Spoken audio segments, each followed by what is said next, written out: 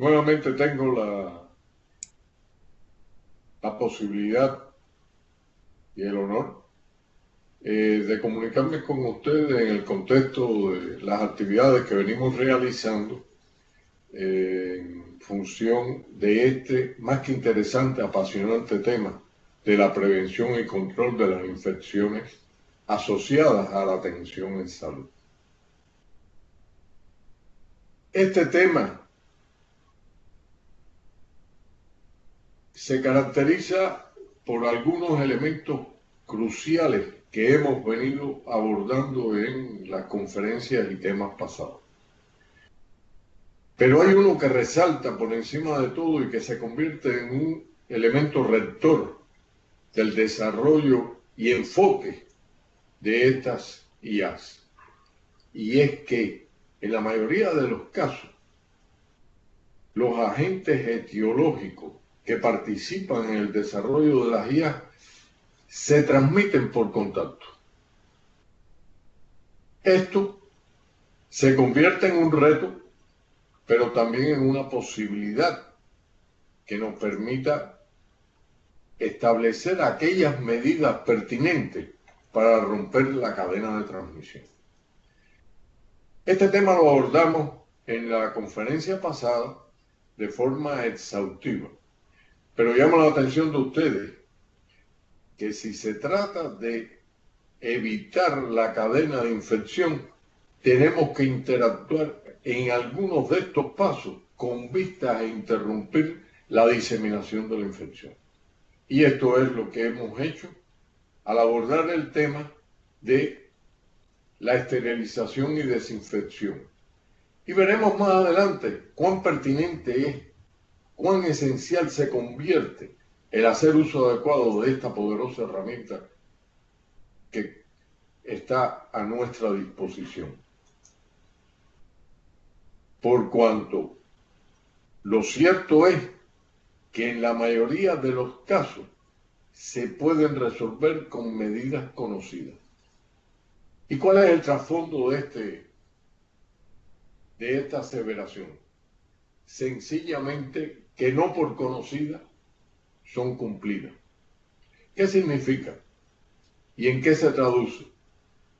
Que si hacemos uso de la información con que contamos, si aprovechamos incluso las posibilidades, ¿por qué no?, de actividades de este curso de información-formación, estaríamos en mucha mejor disposición de enfrentarnos al reto que significa el desarrollo de las infecciones en el ámbito hospitalario. Y es que estas medidas conocidas quedan reducidas a elementos que podemos utilizar y debemos utilizar. En el caso de la higiene de las manos, lo abordamos exhaustivamente con anterioridad. Sin embargo, es algo tan simple, tan conocido, que es una verdad de perogrullo, que enfatizar en algo tan simple como esto se convierte, pudiéramos decir, en algo innecesario. Sin embargo, va el cuestionamiento íntimo. ¿Cumplimos adecuadamente con estas medidas? ¿Nos lavamos las manos de acuerdo a lo que está establecido por la OMS-OPS? ¿Lo llevamos a los 2 minutos que se reclama para que tenga efecto la higiene de las manos? Y sin embargo, en contraste, quisiera reclamar la atención de ustedes en función de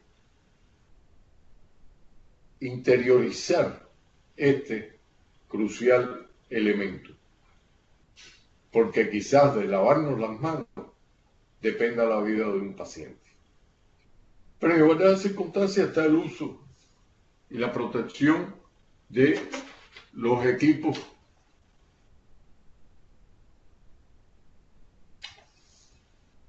de protección personal.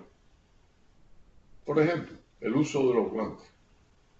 En muchas ocasiones ni nos protegemos nosotros, ni protegemos a los pacientes. Y no hace falta siquiera que el guante esté estéril, simplemente es una barrera protectiva. Y con ese sentido, pues debemos interpretarlo. Algo similar sucede con la prevención de pinchazos, cortes y otras lesiones que sí ciertamente en muchas ocasiones se cumplen, fundamentalmente para protegernos, que está muy bien, pero también debemos tener en cuenta que debemos proteger al siguiente paciente. La limpieza, higiene y desinfección se convierte en un conjunto de medidas, porque contamos con los medios y métodos. Se trata única y exclusivamente de hacer uso adecuado de ellos. Y para hacer uso adecuado de ellos tenemos que tener la información pertinente que ciertamente permita garantizar el que se convierta en una herramienta en la contención de las infecciones. Para evitar justamente que aparezca el temido brote epidémico de las infecciones intrahospitalarias. Porque lo cierto es que si cumplimos el conjunto de medidas a las que hemos venido haciendo referencia, ciertamente no llegaríamos a la triste situación con sus secuelas humanas y sociales de los brotes epidémicos. Y esa es la historia que debemos evitar. Ese es el artículo que no debemos tener la posibilidad de escribir. Acerquémonos, por lo tanto, a conceptualizar en qué consiste el brote epidémico. Y para esto hago alusión y uso de la definición que el doctor Bustamante, miembro del Departamento de Calidad y Seguridad del Paciente del MinSal, nos expone. Número inusual de infecciones que se producen por un mismo agente causal y que aparece en un lugar específico en un momento dado. En otros términos, haciendo válido el decir que exponíamos como concepto en la segunda unidad, el brote epidémico se produce con esta acepción estadística cuando existe un incremento significativo, es decir, con una P igual o menor a 0,05, en la aparición de nuevos casos con relación a la media de un periodo predeterminado. En otros términos, se trata justamente, según se refiere en el Reglamento Sanitario Internacional del 2005, aquella situación epidemiológica donde el número de casos de una enfermedad es mayor de lo esperado. Y después haremos una acotación al margen acerca de este elemento que se convierte en una espada de Damocles para la prevención de los brotes epidémicos.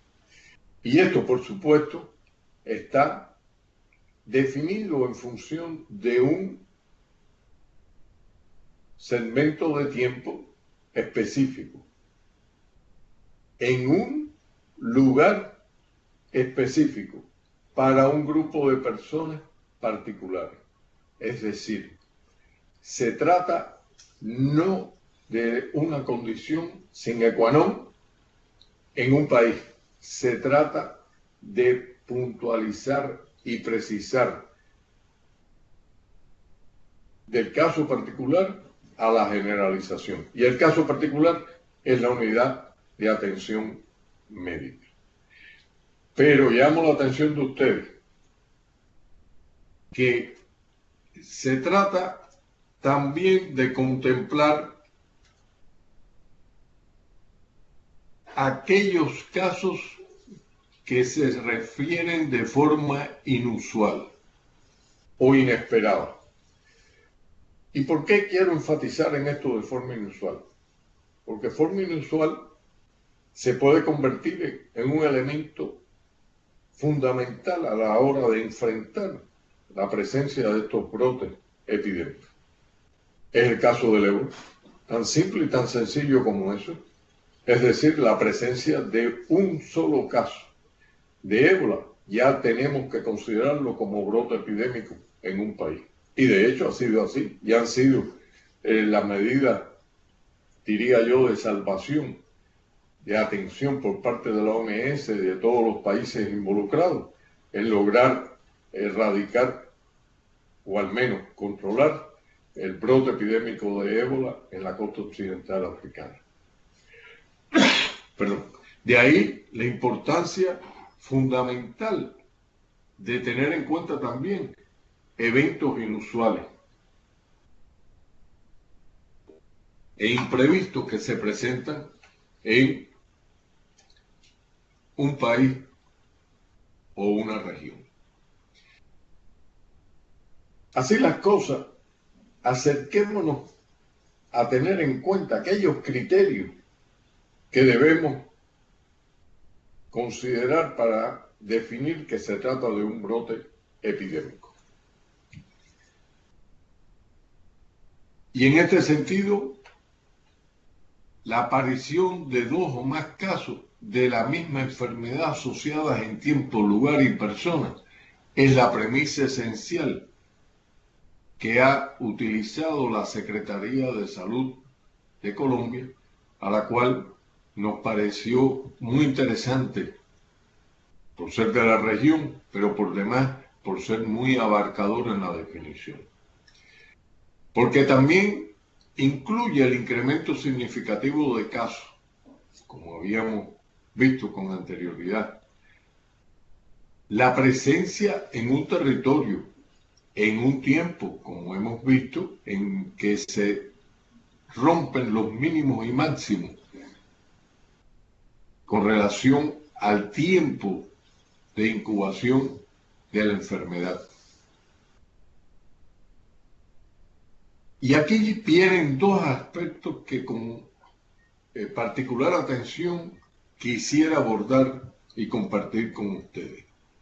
Porque es la presencia de cualquier proceso relevante de intoxicación, pero también la incidencia de cualquier tipo de catástrofe que afecte y que esto se convierte, y de hecho ha sido así, en una circular, la número 4 de marzo del 2010, emitida por el Ministerio de Salud, que define las normas de control de infecciones asociadas a la atención de salud durante emergencias y desastres.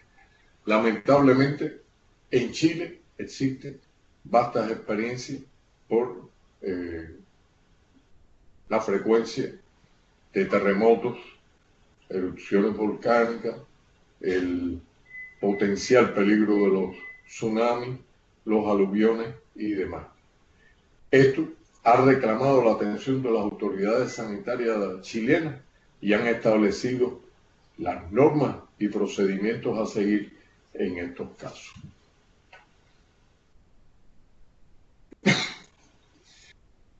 Pero de todo esto, a los cuales nos hemos referido,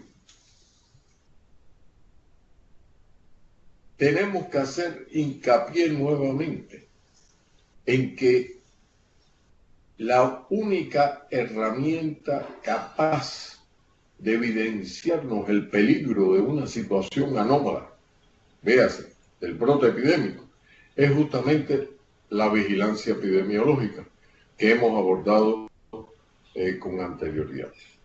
Y en ese sentido, se trata de identificar cómo se comporta en función del tiempo y de una situación concreta, véase esa unidad hospitalaria, una enfermedad en particular. Así queda establecido que conocer la morbilidad y mortalidad de las IAS y sus tendencias en el tiempo es el primer punto a tener en cuenta en la vigilancia epidemiológica. Incremento de casos. Salta el accionar médico. Porque aquí se encuentra también de forma complementaria presente que se debe conocer los riesgos de las IAS y su tendencia en el tiempo, con vista a detectar la posible presencia de los brotes epidémicos, pero con un apellido, con una característica que los singulariza, y es que sea de forma precoz. Mientras más temprano detectemos el brote, obviamente las consecuencias serán inferiores. Y aquí la información con que contemos, tanto como consecuencia de las investigaciones epidemiológicas, como de la vivencia del personal de salud en esa unidad, permiten establecer las medidas de prevención y control. Y esto nos permitirá con posterioridad evaluar su eficiencia en razón directa del comportamiento del brote epidémico. Pero esto por demás nos permitirá también compartir la información acumulada, compartirla con otras unidades, establecer el sistema de alerta epidemiológico que dé lugar a evitar la diseminación de esta enfermedad.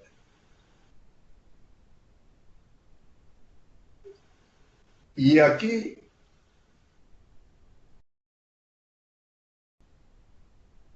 espacio particular para definir cómo contemplamos, a veces diría yo, y admítanme el decir, erróneamente, que muchas de estas infecciones se consideran prácticamente que existen normalmente en nuestras instalaciones hospitalarias. Y las contemplamos como de carácter endémico. Y esto no quita, por supuesto, bajo ninguna circunstancia, de que puedan existir brotes de estas infecciones que habitualmente están presentes. Y pongo el caso del estafilococcus aureus resistente a la meticilina. En algunas ocasiones se considera que es endémico en muchas de nuestras instalaciones. Y la presencia de un 30% no es alarmante. Sin embargo, ¿por qué no considerarlo un brote epidémico? ¿Por qué no tomar las medidas oportunas y de forma permanente en aras de eliminar esta espada de Damocles que pende sobre la vida de nuestros pacientes y de nosotros mismos? Porque podemos en un momento dado encontrarnos involucrados como pacientes en alguna de estas circunstancias. ¿Por qué no podemos establecer un programa específico para su control? ¿Por qué no hacer los estudios pertinentes que desde el punto de vista de las herramientas, como hemos contemplado en otras oportunidades de biología molecular, podemos aprovechar y hacer uso de estas posibilidades contemporáneas? Este conjunto de elementos debe ser de atención particular, por cuanto podemos hacer mucho y debemos hacerlo en aras de evitar el establecimiento de infecciones de esta naturaleza con carácter permanente. Y como hemos visto con anterioridad, hay puertas de entrada que se convierten en aquellas más peligrosas a la hora de establecer la posibilidad de un brote epidémico. Y estas situaciones epidemiológicas, que pudiéramos decir se corresponden con alternativas de infección, siguiendo el ciclo de la transmisión de las infecciones, está en primer lugar relacionada con el catéter y la bacteriemia en el caso de la aplicación de fármacos, que de forma permanente hagamos uso de esta forma de administración. La ventilación mecánica y por supuesto el correspondiente aporte que hacen los procesos respiratorios, fundamentalmente la neumonía. La infección en el lugar de la cirugía y la infección urinaria, por supuesto, relacionadas con el establecimiento del catéter vesical, sobre todo si es de forma prolongada, mantenida y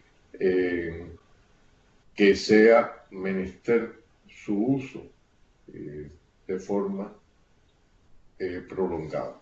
Insisto en el término prolongado porque aquello de corta estadía, como todos sabemos, pierde importancia, mas sin embargo no debemos despreciar que este se convierte en un elemento crítico en el establecimiento de las infecciones urinarias en la atención de salud. Y aquí viene un aspecto que ha sido la quimera del acercamiento al tema de las infecciones en atención de salud. Y fue expuesto por Pronovoz y ha sido definido como tolerancia cero. ¿A qué nos referimos aquí? Se trata de optar, de luchar porque tengamos cero casos. En este caso particular, la incidencia del 0% está relacionado con catéter en las unidades de cuidados intensivos. Y para esto establece Pronovoz la creación de un equipo multidisciplinario con la formación específica en función de disminuir de forma significativa estas bacteriemias, estas infecciones en las unidades de cuidados intensivos. Dirán ustedes, ¿inalcanzable? No. Todos los sueños son alcanzables, depende del valor con que se persiguen. Y esto no es una excepción.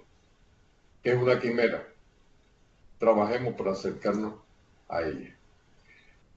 Y veamos en particular cómo se comportan las infecciones en el ámbito hospitalario de acuerdo al tipo de paciente, véase adulto, niño o recién nacido. Aprovechando la información que nos brinda el reporte del 2013. Y fíjense ustedes que las unidades de pacientes críticos en las tres categorías de pacientes con los cuales estamos lidiando ocupan un lugar predominante en el aporte de casos y en el número de brotes. Y por supuesto con su secuela del número de muertes. No es nada extraordinario.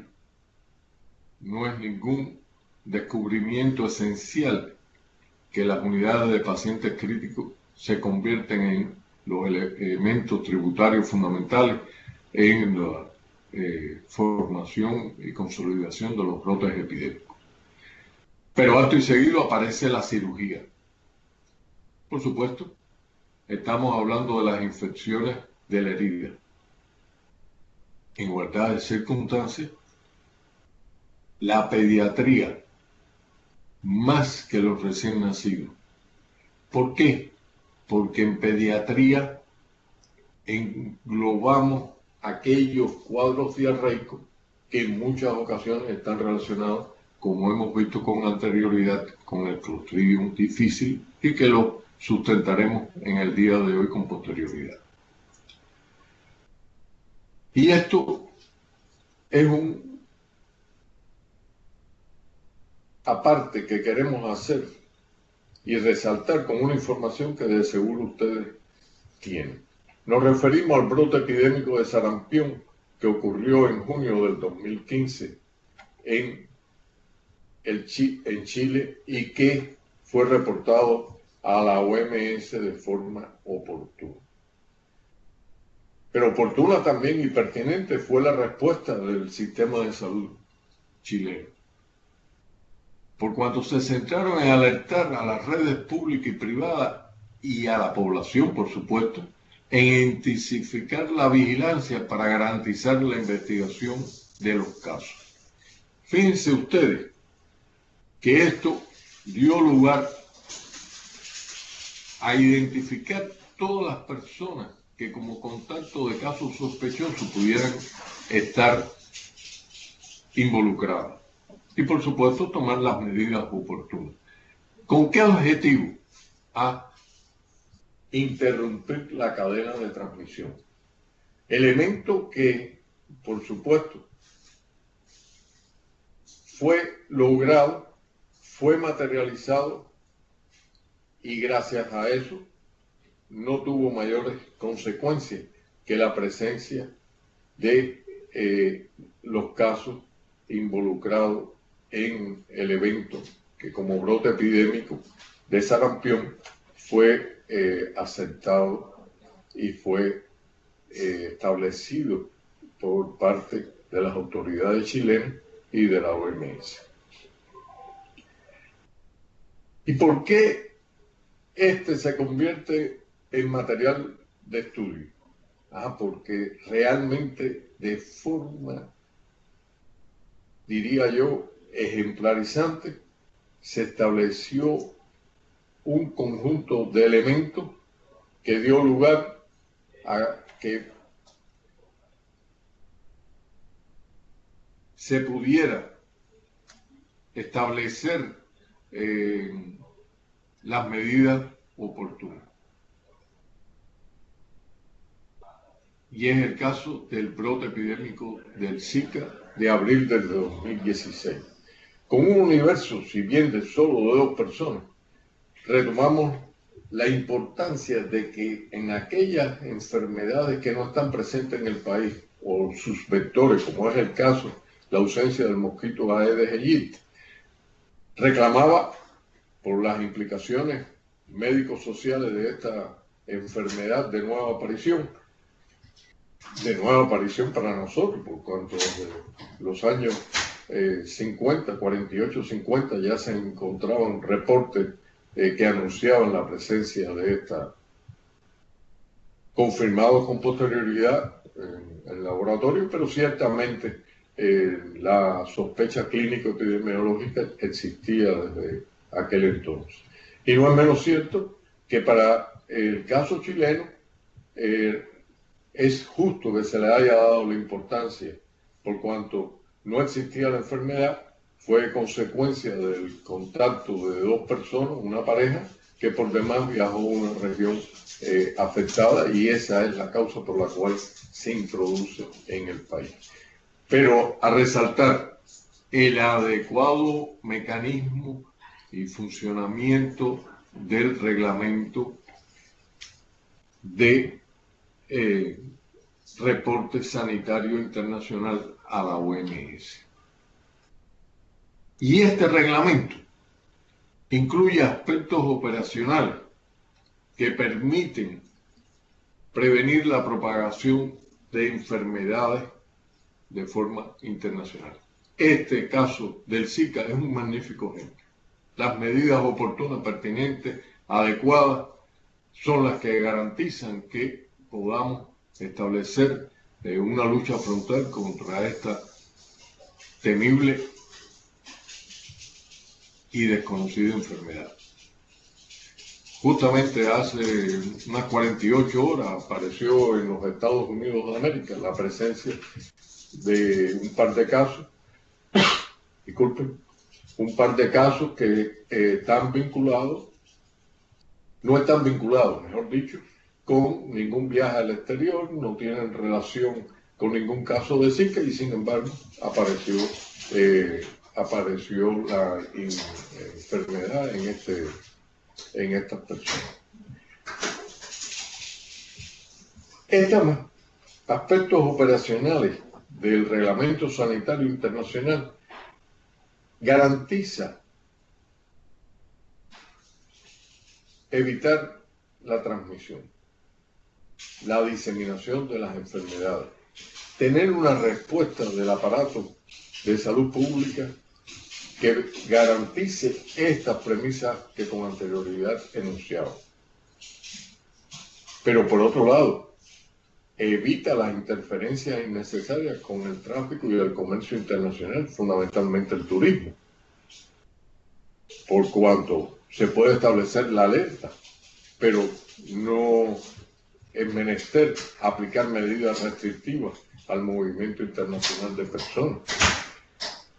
La respuesta rápida de la OMS ante epidemias garantiza que exista una respuesta mancomunada de países involucrados al respecto, en aras de controlar que se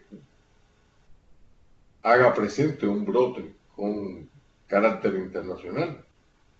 Y esto es complementario a el conjunto de elementos operacionales que introduce el Reglamento Sanitario Internacional. Y dentro de esto están los procedimientos específicos para la vigilancia y riesgo de determinados países. En el ébola funcionó muy bien. Las medidas restrictivas impuestas, lograr aunar esfuerzos de diversos países propios de la región, fuera de la región, y garantizó con eficiencia ejemplarizante cómo cuando se establecen una voluntad de muchos, se puede evitar que un mal como este del ébola, con la impresionante carga de mortalidad que tiene, se establezca en una región y que tenga un impacto universal. La evaluación rápida de los riesgos es otro elemento que quisiera resaltar para prestar en correspondencia la asistencia necesaria. Y esto es lo que define si es una emergencia o no.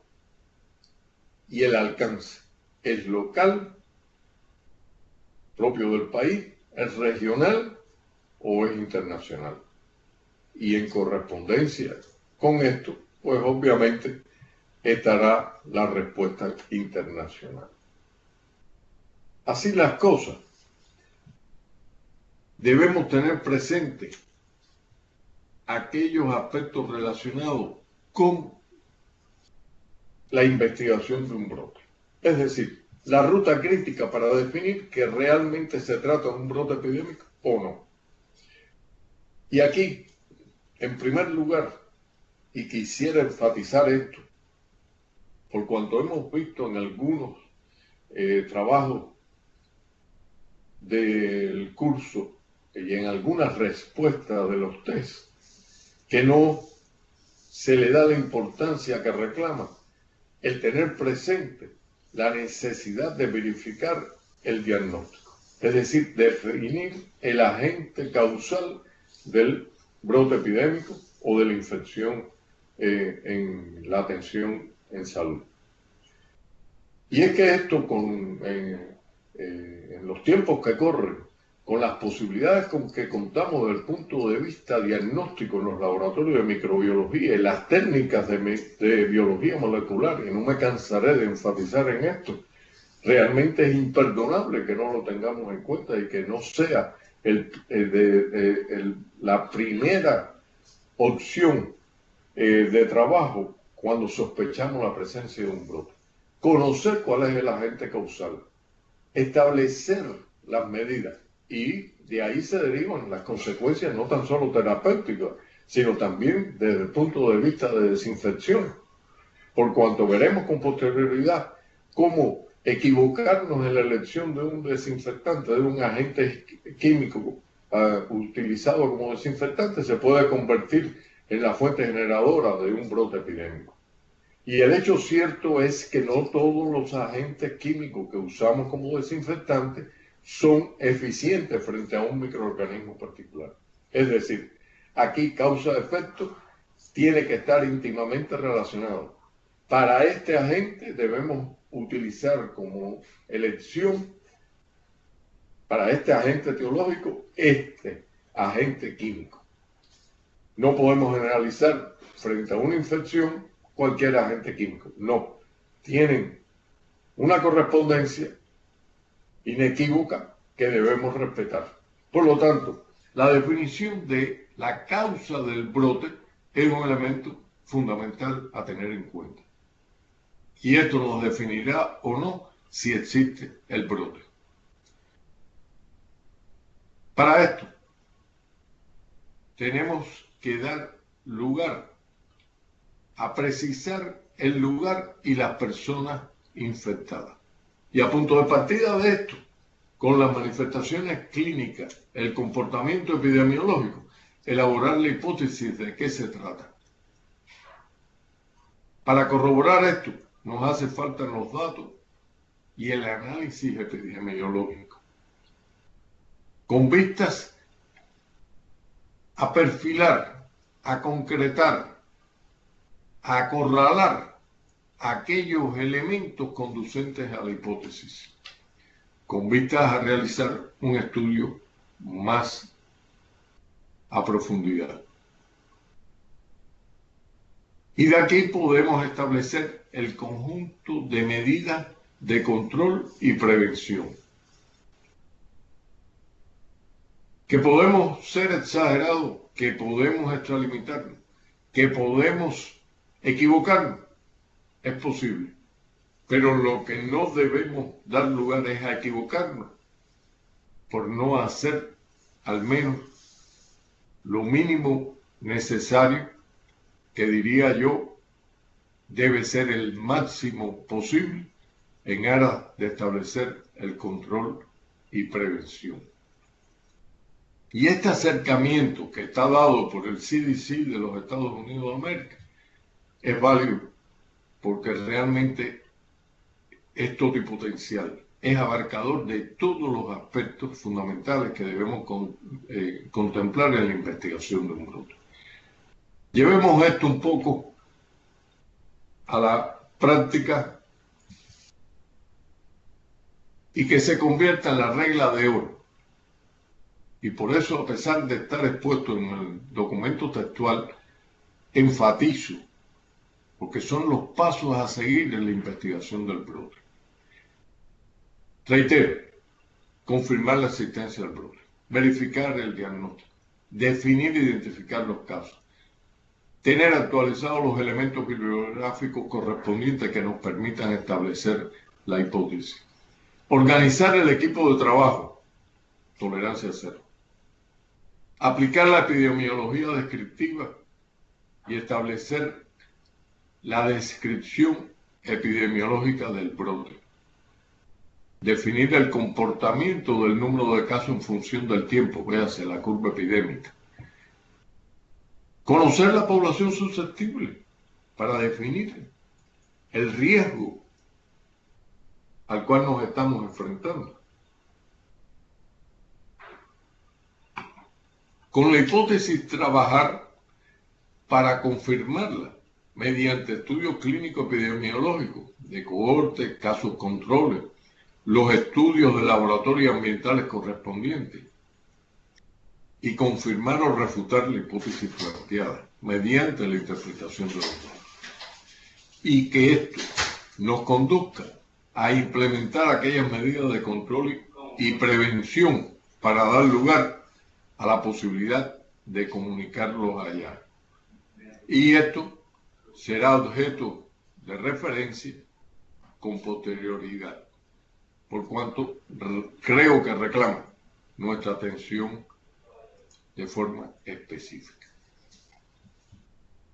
¿Qué debemos hacer, por lo tanto, como actividades para la investigación de un brote y que se convierten en elementos fundamentales? La investigación epidemiológica, la investigación ambiental y la interacción con el público, la prensa y el sistema legal, que la trataremos de forma particular con posterioridad. Esta triada se convierte en elementos rectores a la hora de enfrentar el brote epidémico. Pero también tenemos otras razones.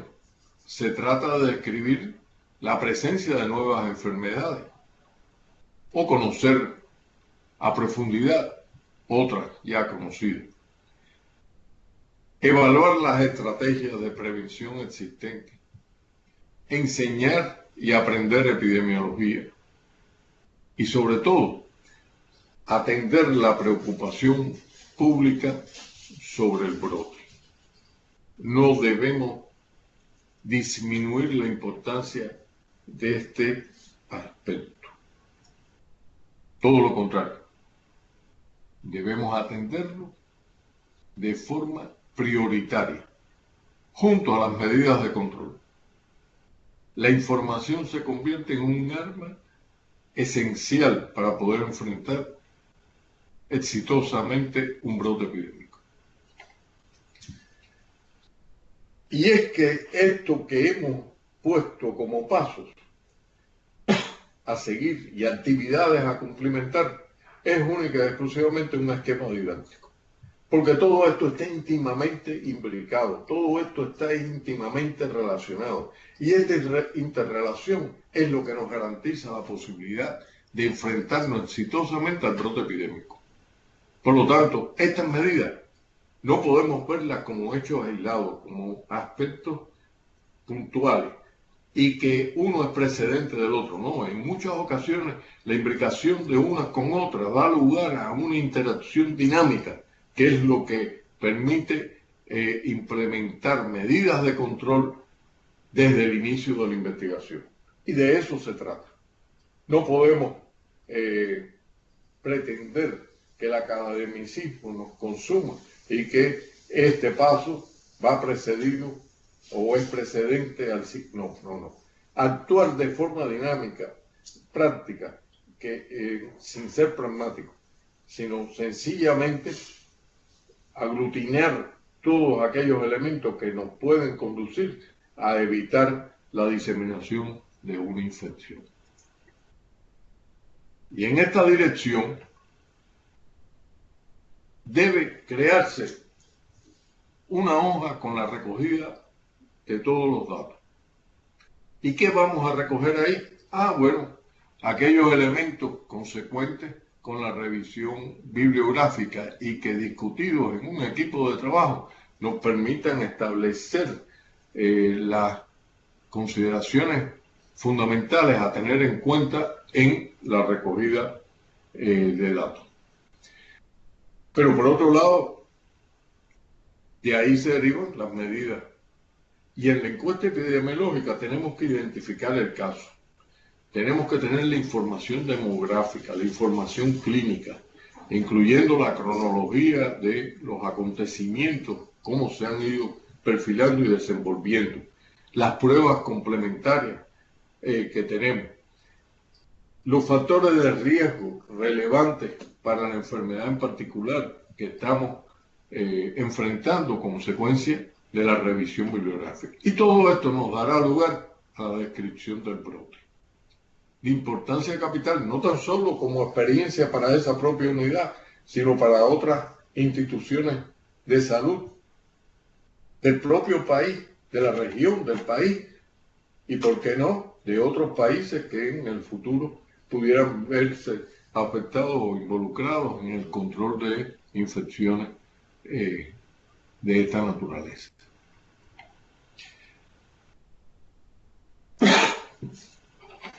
Ahora bien, ¿qué componentes debemos contemplar en la descripción del brote?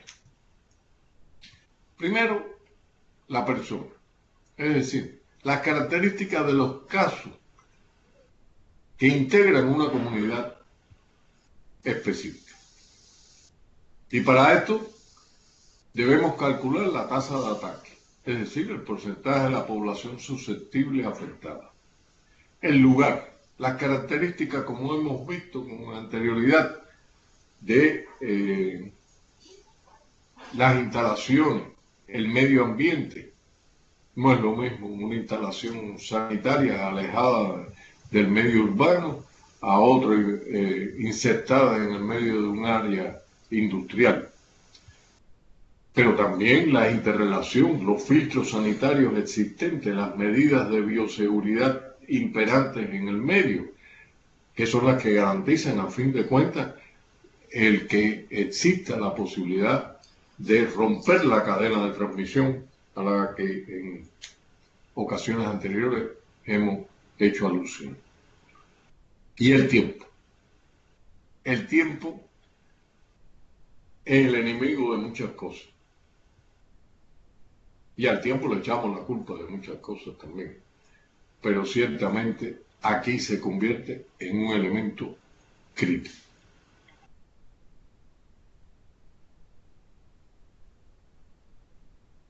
Esto nos permite, a modo de resumen parcial, trazar la curva epidémica, el comportamiento en función del tiempo, del número de casos que se presentan.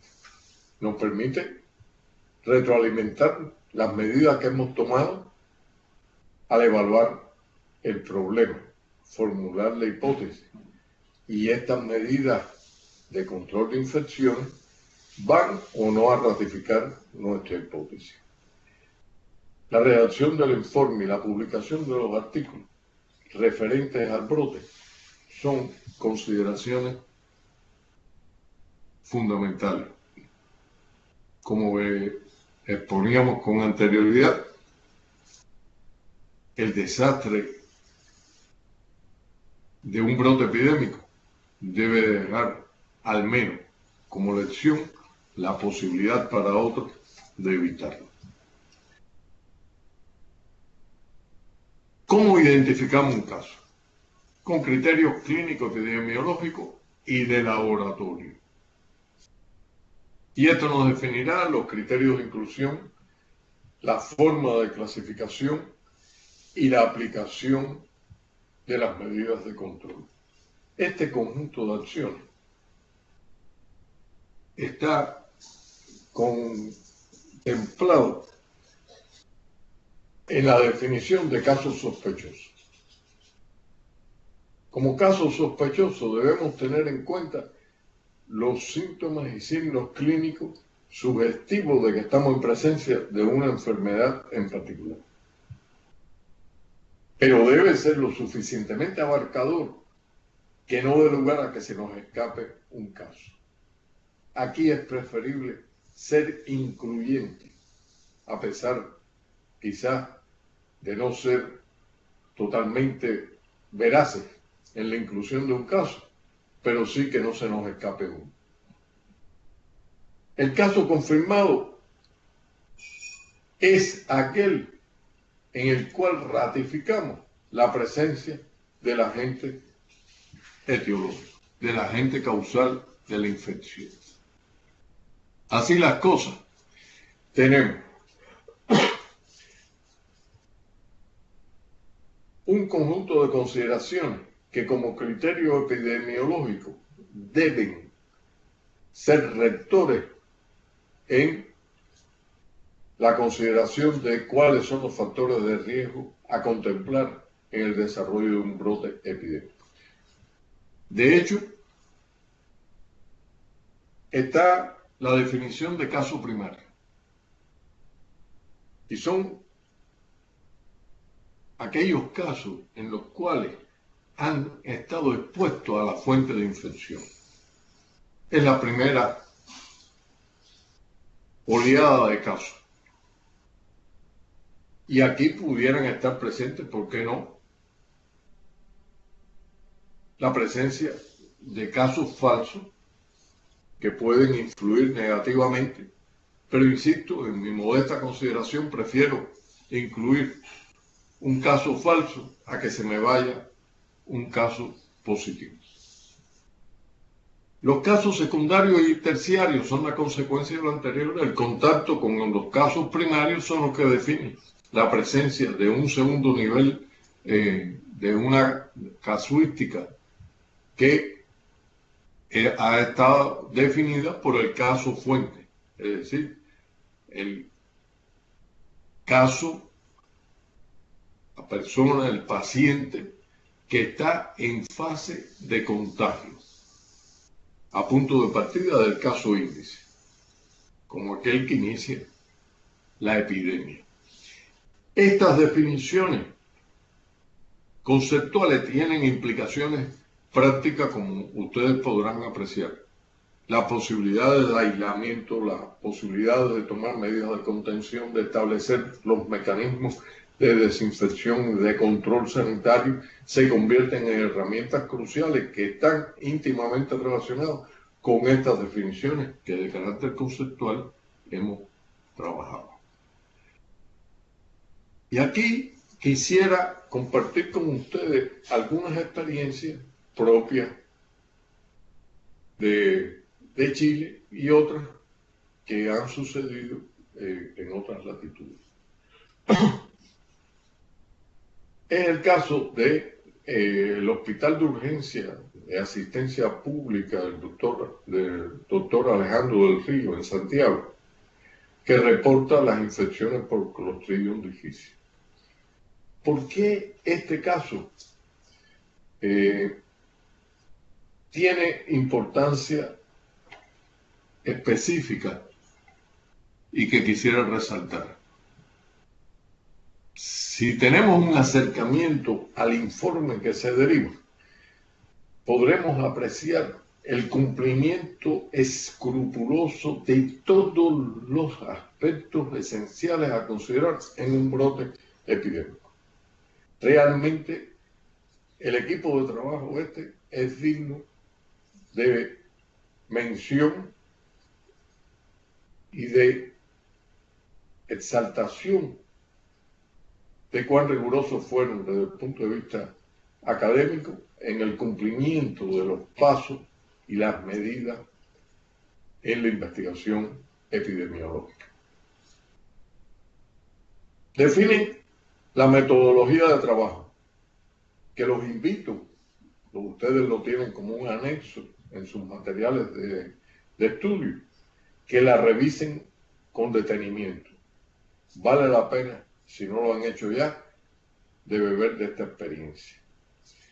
Describen la instalación, es decir, las características propias del medio hospitalario, y tienen en cuenta los antecedentes, en este caso, la curva epidemiológica, el comportamiento de las infecciones por Clostridium difficile en este medio hospitalario.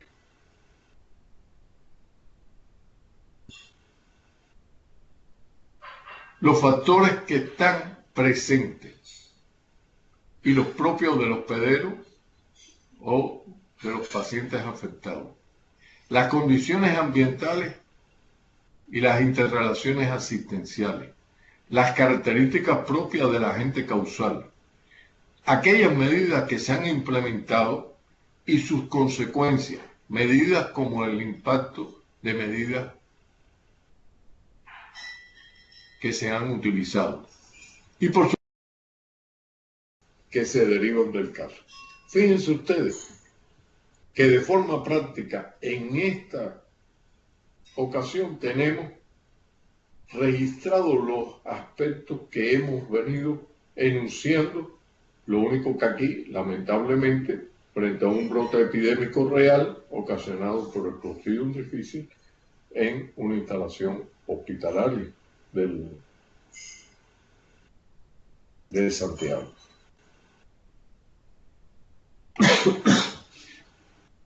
También quisiera comentar acerca de un brote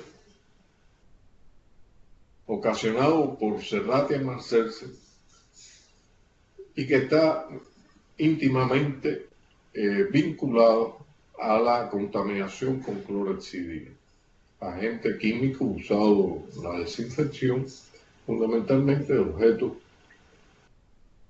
de goma que pueden ser afectados por el calor, instalaciones físicas propias del medio hospitalario. Este fue publicado en la revista chilena de infectología en el 2015. Y el resultado fueron 13 personas, 6 mujeres y 7 hombres, con edad promedio de 46,9 años y que estuvieron involucrados en este brote epidémico. En esta circunstancia, aprovecho la ocasión para resaltar la importancia de conocer el comportamiento epidémico y el registro de los casos de infección en el medio hospitalario. Fíjense que aquí en azul queda reflejado en función del tiempo contra el número de casos el acontecer del 2013. ¿Y por qué se consideró que existía un brote epidémico en el 2014? Es decir, se puede definir que existe el brote epidémico en el 2014 porque está alejado del comportamiento habitual, convencional. El número de casos se incrementa bruscamente durante los meses de octubre y noviembre y esto da lugar, por lo tanto, a la sospecha, a la consideración de que existe una situación anómala que debe ser conducente a una investigación epidemiológica. Así las cosas, encontramos que cuando se va a realizar el estudio epidemiológico, se tuvo en cuenta que de acuerdo al cuadro clínico